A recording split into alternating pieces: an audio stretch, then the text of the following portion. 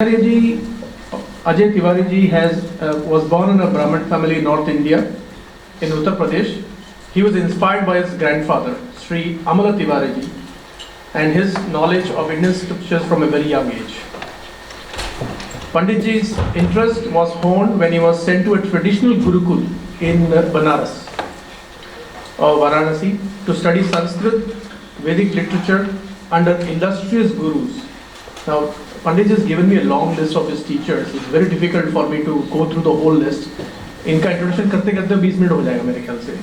तो मैं संक्षेप में रखता हूँ. I'll just keep it very short. And his illustrious gurus were renowned for Vyakaran, Sanskrit grammar, Vedanta, Mimamsa, Vedic rituals in the Vedas. He has formally learnt advanced Sanskrit from Dharma Sangha Sanskrit Mahavidyalaya, the latter established by Sri Karpatri Maharaj, a very renowned scholar of the Vedic literature. Pandit Ajay Tiwari ji completed his Shastri graduate bachelor's degree and Acharya postgraduate master's degree in Navya Vyakarana at the Dakshinamurti Sanskrit Mahavidyalaya, affiliated to the Sampurnananda Sanskrit Vishwavidyalaya in Varanasi. Pandit ji was awarded the title of Acharya by the same university, by the same Vishwavidyalaya in Banaras, after obtaining 2 master's degrees in Vyakaran and Mimamsa Shastra. He was awarded his 3rd master's degree in Sanskrit literature by the University of Delhi. His impressive scholastic journey transformed him into a tutor teaching at the Department of Sanskrit at the Arts Faculty at the same university in New Delhi. In addition to his academic qualifications, he spent more than 20 years with Acharya Mahamandaleshwara Sri Maheshanandagiri Maharaj, a veteran scholar of the various Upanishads, from whom he studied sacred texts like the Brahma Sutra, Sankara Bhashya, Ishopanishad, Keopanishad, Kathopanishad, and the well-known Bhagavad Gita. Panditji traveled to or migrated to New Zealand in 2003, and he has been a practicing Hindu priest and preacher in Auckland. His vast knowledge in Vedic scriptures and grasp of Sanskrit and his ability to generously explain and interpret them in simple terms has won him many accolades, praises, and respect from the Hindu and non-Hindu communities as well. He has been awarded many prizes from reputed academic institutions for keeping and sustaining the ancient culture of India alive. He is the founder and managing director of the Sanskrit Yoga and Jyotish Trust and Gyan Mandir, based in South Auckland in Manuriva. And he has conducted a lot of cultural activities throughout and classes in Sanskrit, Ved, particularly Karmakand. And he is also the head priest and Sthapanacharya of the Yogini Shakti Peetham, which is one of the very rare temples. I believe it's been built after 1,000 years, is that right? And we've been there once before. This is based in Afitu Peninsula, about 95 kilometers from here. So with the able assistance of Acharya Tiwari ji, Dr. Hamel, who actually created this, he is an Auckland-based engineer, constructed this Yogini Shakti Peetham in Afitu in accordance to the Sthapatya Veda, under the guidance of Pandit Tiwari ji. With this little introduction, there's more to inform about him. With this little introduction, may I invite Pandit Tiwari ji to be on the great seat here. When I first introduced the Veda Festival to him and said, how would you like to go about this particular workshop, he said, just ask me questions. So I've got my afterlife questions ready for him. Okay. So what I will do is I'll just, there are 3 parts. First is about afterlife.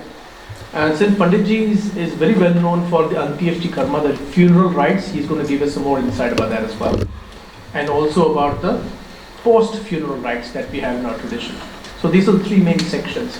So in about 20 minutes, I'll try to ask him the questions that we have, and then we will open if time permits, we will open it to the audience for questions. Okay.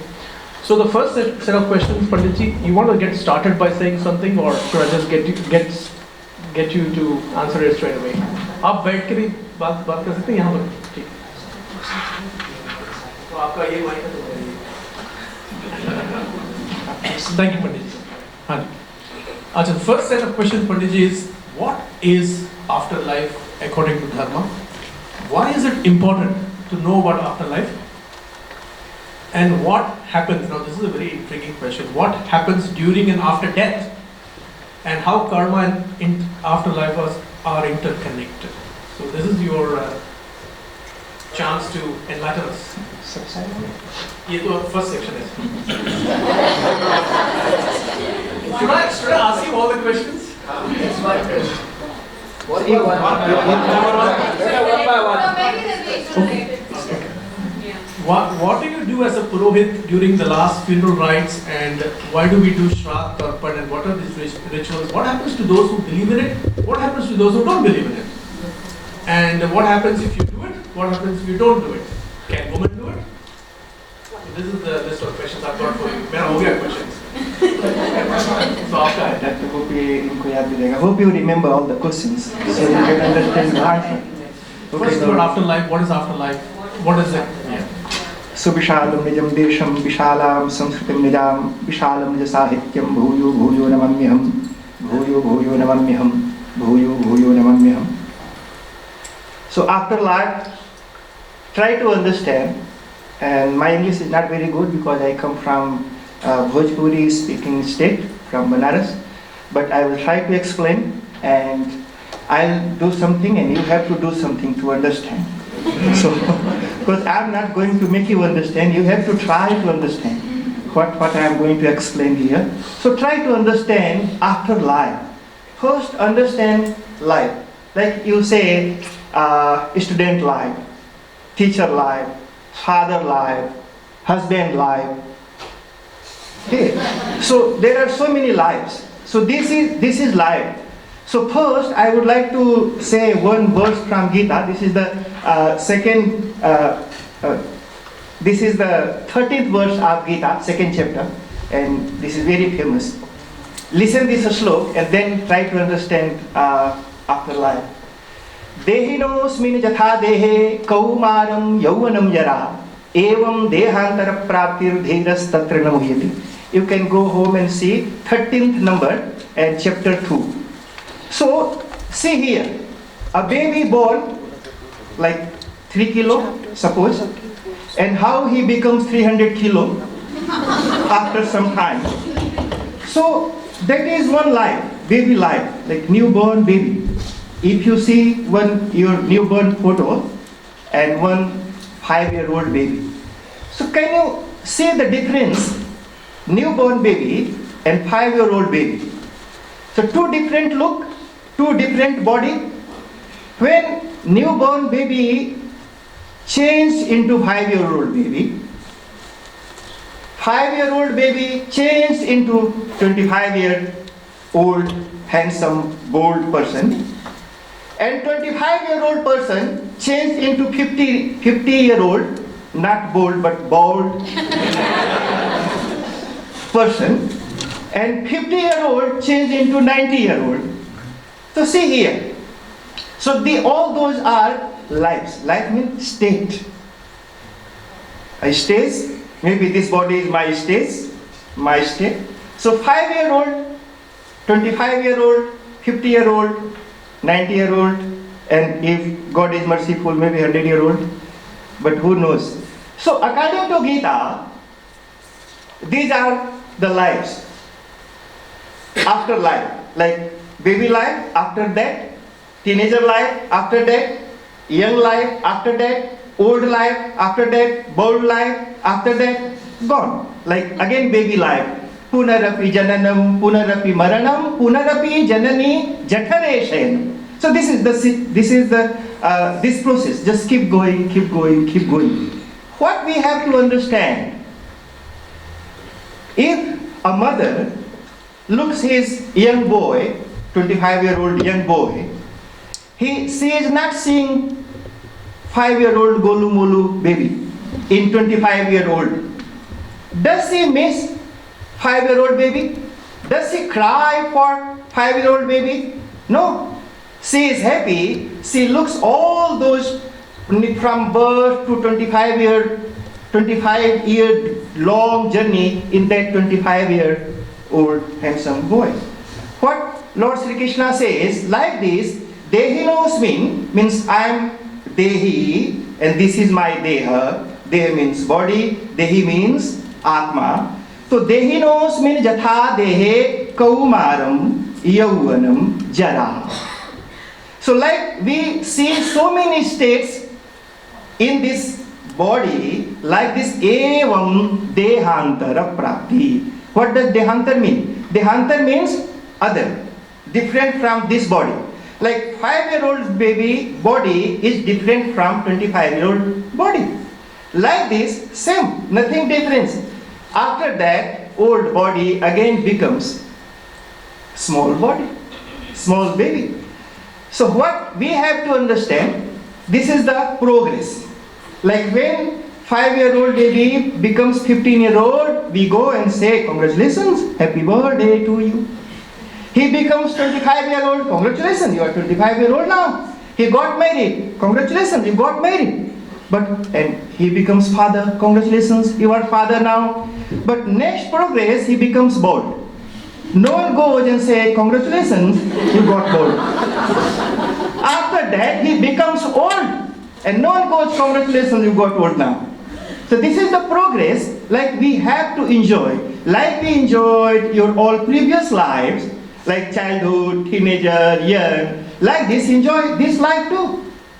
But we don't enjoy when we become old. I got one Ammaji, I go to do puja at her house.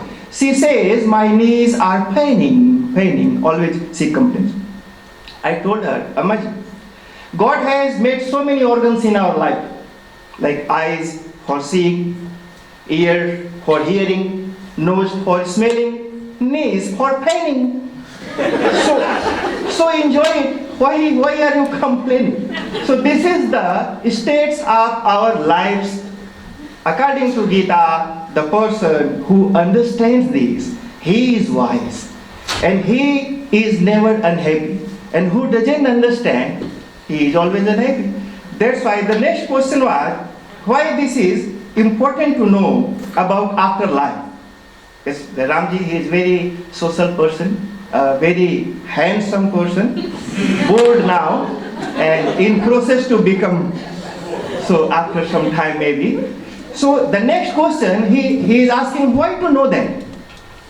See here, you have seen small babies, they go to touch fire, they put their hands into fire. What mother says? Stop. Why? Mother knows that if baby puts hands into fire, then he is going to miss kidneys for 2 weeks. So that's why she is stopping. So it means she is educating, warning him about that karma. Understand what is karma? Like previously you heard good karma, bad karma. See here, karma is anything what you do. Like eating is a karma, sleeping is a karma. Urinating is a karma, going toilet is a karma, looking is a karma, listening is a karma. Whatever you do, anything, whatever you do, is karma. And Gita, Lord Sri Krishna says, Nahi kastit khanamapi jat karma krit. Even you are sitting is also a karma. You are sleeping is also a karma. Anything you do is a karma. So the question is, why to know? Suppose one baby, why he should know that poison is dangerous? If he doesn't know, then what will happen? The next question, what happens if we don't know about karma? If someone doesn't know what is poison and how does it affect, what will happen? Oh, he will not be, no chance again to know. So only one chance to know. So we need to know what we are doing. So like eating is a karma, you need to know what to eat and how much to eat. This is Veda festival. And you know, we should know something about Veda, the Ayurveda, the Upaveda. It says that if you have got space in your tummy for 4 breads, so eat only 2. Leave half space and full quarter space with water. Like divide your space into 4, the half with food, quarter with water, and leave quarter for air to come in and out. What we do? If we have got space for 4 breads, we try to adjust 6, maybe 7. after that some chips, and maybe a glass and 2 glass of coca and coffee. No space for water. And poor air making sound going out. Ow. So, the karma. So before, see here, you can't do anything once it's making sound. Whatever you want to do, you can do only before it's making sound. See here, there is nothing you can do after doing your karma. Nothing, no way. You can do nothing once you have done it. Whatever you want to do, just do before doing it. That's why you have to know. Why to know? See here, because we want to be happy. No one wants to be unhappy. Do you eat to become sick? Do you eat to become diabetic? No. Do you do anything to become unhappy? No. We do each and everything to become happy. But what happens? Who has got married to become unhappy? Anyone? But what is happening? Are you happy? No. So anything, whatever we do things to be happy. If you want to be happy, then know what karma is going to make you happy. That's why this is very important to know what to do, what not to do, what's going to make you happy. And you heard about action and reaction. See here, action is very good. Do acting. You are paid for action, but you have to pay for reaction. So action is good. Do acting as much you can do. So action is always good. Lots of people are being paid for their actions, and everyone is paying for their reactions. So that's why we have to know what karma to do and what not to do. So only knowing things can stop you, only knowing things can save you from suffering. Some people murder and go to prison, and when they are locked in prison, and then they say, oh, why did I do it? Hey, you should learn it before you did it. But you have to know before you're doing what you are doing. Why are you doing? What you want from that? So everyone, whatever we do, we want to be happy. We do karma for our happiness, but we are not happy. We just sukhaya lokani karoti karmaha. Bhagavad says everyone does things for happiness, but they get unhappiness. So what the secret? This is the secret we need to understand. That this is not very small topic. Lots of things we need to know about that. Okay, so afterlife means, you understand, afterlife doesn't mean death. Just break your boundaries of understanding. What you have understood, afterlife doesn't mean death, after death. I am not talking about after death. Afterlife doesn't mean death. Death doesn't mean what you understand. See here, death means unhappiness. Death means suffering. Mrityu means suffering. Mrityu means unhappiness. If you are unhappy 10 times a day, you die 10 times a day. So Mrityu doesn't mean what you understand. Gone, stop walking and drinking things. That is not Mrityu. That is Dehantara Praptihi. That is the different progress, different state of life, different state of body. That is not death. Do you know who dies? Don't know. I didn't understand who dies. So just understand here. In this body, I know thank you very much for Swami Aparuksha Nandi and Swami Atula Nandi for being here, because they are Vedantis and they understand and explain it very well. So see here, the Atma is Chaitanya and body is Jad. According to Vedanta, body is Jad. And listen very carefully. Birth and death related to body, not to soul. And body is Jad. And dead doesn't die again. Have you seen any dead person dying again? No. So body is dead and dead doesn't die again. And birth and death related to this body, and I am not body, then who dies? This is the question. So Mrityu, this word doesn't exist in our Vedic scriptures. Dehantara prapti. Vashamsi jiranani yatha vihaya navani grihanati naroparani. We change our cloth every day according to fashion.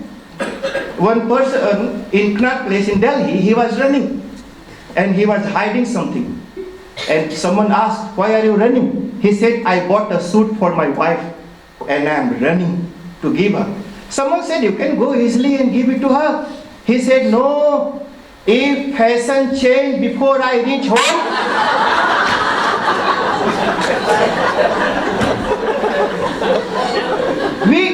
we change our clothes according to fashion.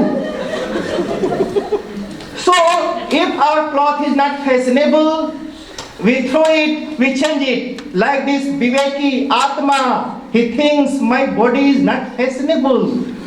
When I was young, it was glory, just beauty. See, my face was shining. Now I look dull, unhappy, no hair. My body is not fashionable. So Atma decides to give this body up.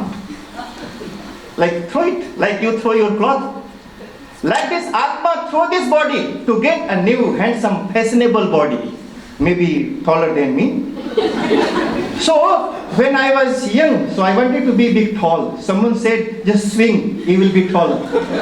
And I have been swinging for last 25 years.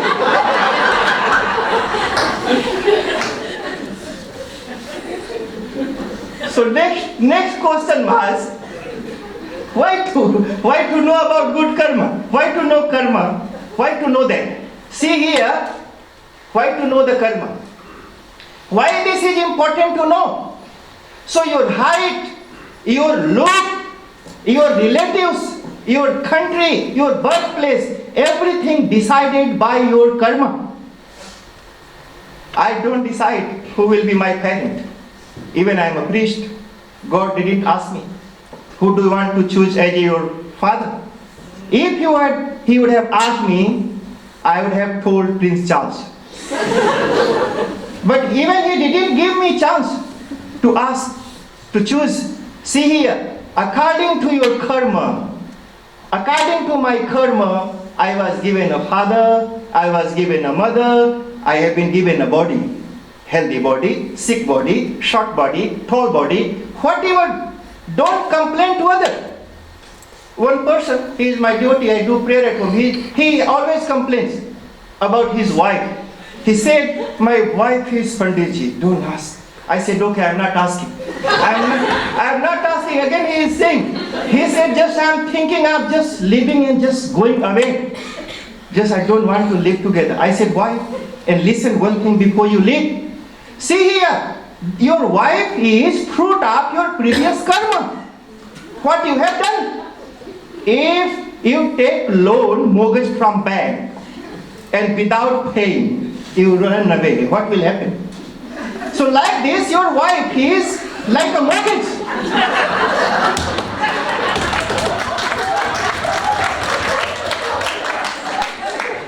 So just take it as a mortgage and see here. See here, if you want to be free from suffering, if you want to be free from mortgage, then keep paying with his wife. If you run away, in next birth, she will come.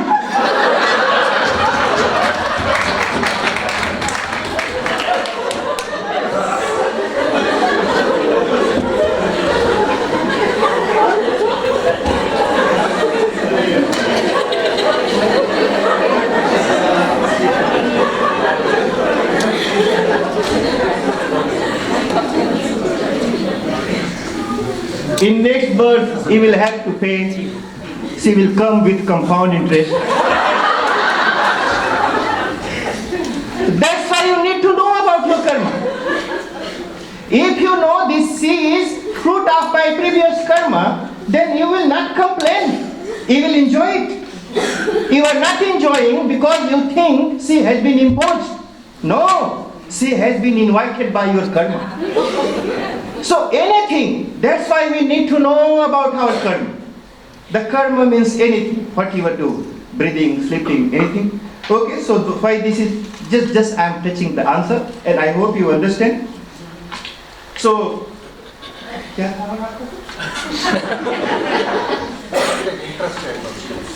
Panditji, you talk a lot about, you do a lot of Purohit work, particularly with the funeral rites. Okay, so the next question, there are so many questions. You know, I can answer in 2-3 minutes, like even in few seconds all the question. But just saying, like it doesn't make any sense. You need to understand, like what is the question and what is the answer. So only understanding, we need to understand. If no understanding, the problem is with our dharma, like Swami Aparukshanandji said, that we don't have time to study. We don't want to know. Just we are laughing at each other.